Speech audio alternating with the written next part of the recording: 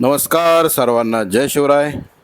या व्हिडिओमध्ये आपण 6300 धावणीचं पेडगाव हिंदकेसरी मैदानातील पूर्ण नियोजन जाणून घेणार आहोत. सर्वांना प्रतीक्षित असणारं पेडगाव हिंदकेसरी मैदान फक्त 2 दिवसावर आलेलं आहे आणि उद्या संध्याकाळी गटाचे लॉट्स जाहीर होतील. त्यामुळं सर्वांच्या मनातील प्रश्नाचं जे उत्तर आहे ते सर्वांना आपोआपच मिळेल. कोण कोणाच्या पायऱ्यात पडणार, कोणाचा पायरा कोण असणार हे जाणून घेण्याची प्रत्येकाची अपेक्षा असते. त्या प्रश्नाचं उत्तर सर्वांना नक्कीच मिळेल. त्यापूर्वी पेडगाव हिंदकेसरी मैदानामध्ये सलग 3 वेळा विजेता असणारा नंदी म्हणजे बकासूर, बकासूर बलमा, बकासूर लखन, बकासूर एक्का असे हे सलग 3 नंबर होते. बकासूर लखन असताना 1000 गाड्यांमध्ये प्रथम क्रमांक पटकावून हिंदकेसरी किताब मिळवून दुसऱ्या दिवशी मैदानात उपस्थित राहून सर्वांना आश्चर्यचकित करणारा नंदी बकासूर आणि आदत हिंदकेसरी मैदानामध्ये देखील पुन्हा 3 फेरे निर्विवाद वर्चस्व राखत बैलगाडा शर्यत क्षेत्रात सलग 2 दिवसात 2 हिंदकेसरी किताब विजेता तोही बकासूरच. याबद्दल मालकांचं देखील तितकंच कौतुक केलं पाहिजे.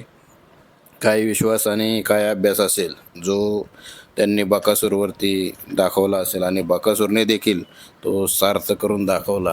त्यामुळं बकासूर हा बकासूरच आहे.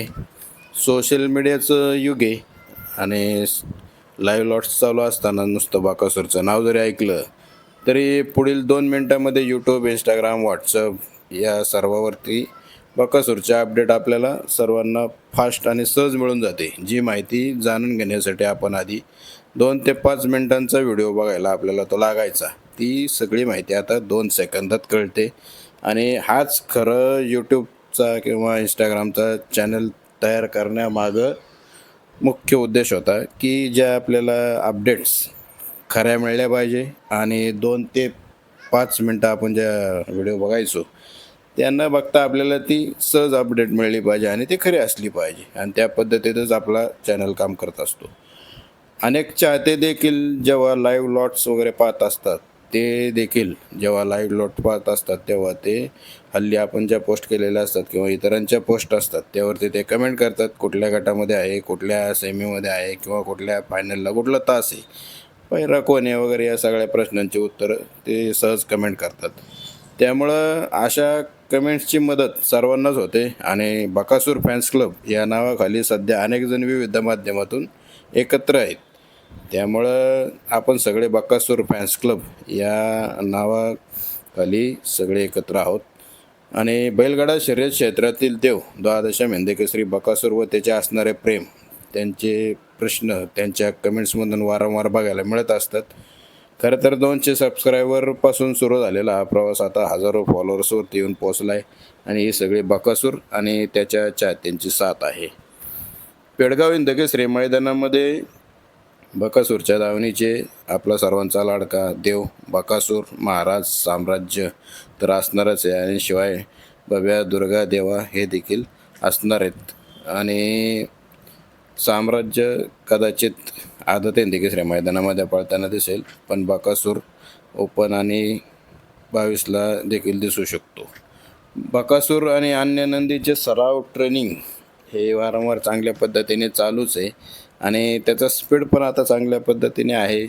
आणि खऱ्या अर्थाने आता त्याचे ज्या व्हिडिओज असतील, पोहणे असेल किंवा वर्कआउट असेल किंवा सराव असेल, याचे व्हिडिओ अपलोड करायचं किंवा एक्सप्लोअर करायचं आपण थोडंसं टाळलेलं आहे आणि कदाचित या 2-3 दिवसामध्ये त्याचा जो फ्रेश लुक असतो किंवा जो जस्ट लुक असतो तो देखील आपण व्हिडिओमार्फत दाखवणार नाही आहे.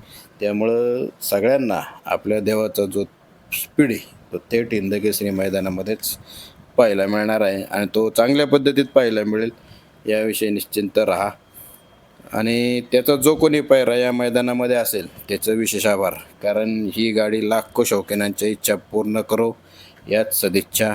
उद्या संध्याकाळी लाईव्ह लॉट्स जाहीर होतील तेव्हाच आपल्याला सगळ्यांना सगळ्यांचे पैरे कळतीलच. त्यामुळं कोण कोणाच्या गटात असेल हे पाहणं महत्त्वाचं ठरेल. कोण कोणाच्या बरोबर पळणार आहे हे देखील त्यामध्ये आपल्याला कळून जाईल. गट सेमी फायनलमध्ये अनेक चुरशीच्या लढत्या आपल्याला पाहायला मिळणार आहेत. आणि हे हिंदकेसरी मैदान आहे पेडगावचं. 1001 गाड्या ओपनमध्ये जवळपास नोंदणी झालेली आहे. 1200 गाड्या या आदतमध्ये नोंदणी झालेली आहे. पेडगावचं हिंदकेसरी मैदान म्हणजे आपण त्याला बैलगाडा शर्यत क्षेत्रातील पंढरी म्हणतो. आणि खरंच त्या पद्धतीचं नियोजन देखील असतं. आणि आत्ता सध्या 950 फुटांचा पल्ला आहे, 12 तास आहेत त्यातनं गाड्या पळणार आहेत. आणि मुलाखत देखील पाहिली, त्यामध्ये पण जवळपास निकाल रेषेच्या पुढं 100-1 फूट काहीतरी माणसं थांबणार आहेत. त्यामुळे निकाल रेषेपुढं तो अडथळा नसावा, कारण प्रेक्षकांना एकच आव्हान आहे की निकाल रेषेपुढं आणि सुट्टीच्या वेळी जास्त गर्दी करू नका, कारण तुमच्या आवडत्या नंदींना मनसोक्त पळण्याची संधी द्या. हिंदकेसरी हे मैदान हे वर्षभरातून एकदाच येत असतं. आणि 2 बैलगाडा मालकांची, लाखो चाहत्यांची, शौकीनांची ती गाडी चांगल्या पद्धतीने पळताना बघण्याची इच्छा असते. ती फक्त आपल्या हौसेसाठी आपण त्या गाडीला अडथळा निर्माण होईल असं काय करू नका. निकाल रेष असेल किंवा सुट्टीची रेष असेल, यावर विनाकारण जास्त गर्दी करू नका. सुरक्षित ठिकाणी थांबून आपण शर्यतीचा आनंद घेतला पाहिजे. आणि जे कोणी ड्रायव्हर असतील यावेळेस, त्यांना पण एक विनंती आहे की सुट्टीपासून निकाल रेषेपर्यंत गाडी तुमच्या स्किलनुसार चांगल्या पद्धतीने पळवा.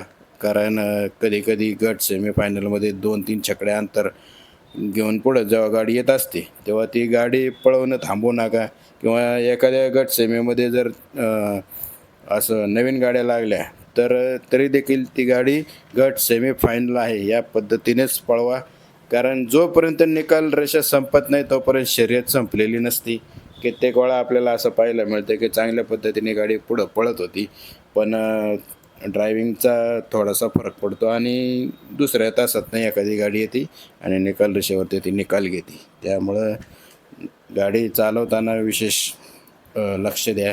शेवटी तुमचं ते स्किल आहे, तुमचा तो अनुभव आहे, त्याचा तो चांगल्या पद्धतीत वापर करा. कारण हिंदकेसरी मैदान आणि बाकीच्या मैदानामध्ये पब्लिकचं प्रेशर ऑलरेडी जास्त असतं, जास्त पब्लिक असतं, जास्त शौकीन असतात. प्रत्येकजण तिथं शर्यत पाहण्यासाठी आलेला असतो. त्यामुळं त्या सगळ्यांचा तुमच्यावरती सगळ्यांचं तुमच्यावरती लक्ष असतं. त्यामुळं त्या पद्धतीची गाडी आपण चालवावी.